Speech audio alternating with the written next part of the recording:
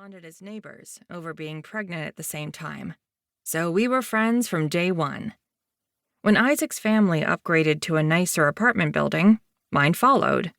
We learned how to walk, talk, and ride bikes together. Our parents exchanged recipes from old family cookbooks.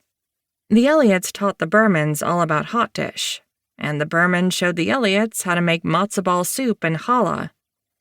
Looking them over, I could tell they were as nervous as me about the newspaper positions, so I held back my urge to throw an anxiety spiral at them. Audrey was also gunning for a top editor position, and Isaac wanted to be the next photography editor, because taking pictures was the only reason he was in newspaper. He didn't obsess over writing stories like Audrey and I did. For him, his photos were the stories. Agree to disagree, Isaac. Words were everything. Top spots typically went to the seniors, but there were more juniors this year, and too many positions to go to seniors alone. And after 2 years of working our asses off with late-night planning sessions, taking on extra stories, and each winning an award at the newspaper conference last year, the 3 of us were feeling pretty confident. The Observer's front wall was entirely whiteboard, while the back was full of storage cabinets that we shared with the yearbook club. Long tables and chairs filled the rest of the space. I eagerly sat front and center with my friends. Off to our left was a small office, and our right housed the lab, with prehistoric computers that would freeze without warning in the middle of saving a document. It was dated. It was glorious. Magic happened in the lab. In short, it was our sanctuary. Mick's Margot Shannon stood in front of the class as everyone calmed down. They were in their late 20s, and the only teacher with an undercut. They'd started teaching the same year I started high school and newspaper, so we'd grown up here together. And although I was still 2 years from graduation, the idea of leaving them and newspaper class behind one day already felt bittersweet. Okay, class, I know you're all eager to find out your roles and beats, so I won't keep you waiting, Mick Shannon said as they started passing out papers. I seriously considered each position, and not everyone who wanted an editor spot was able to get one. I'll be available after class if anyone wants to talk. Audrey was practically bouncing in her seat by the time the papers made their way to us, and a rare, smug smile tugged on Isaac's lips.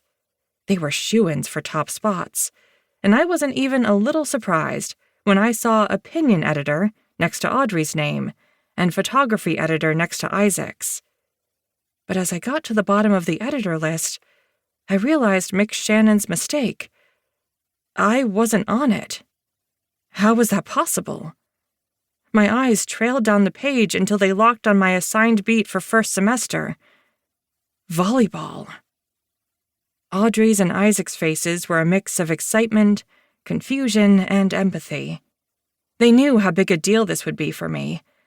I wasn't mad about their positions because they truly deserved them, but I felt an uncomfortable twist of jealousy that was new to me. We got jealous of other people sometimes, but not each other. Feeling it now made me want to scream at myself.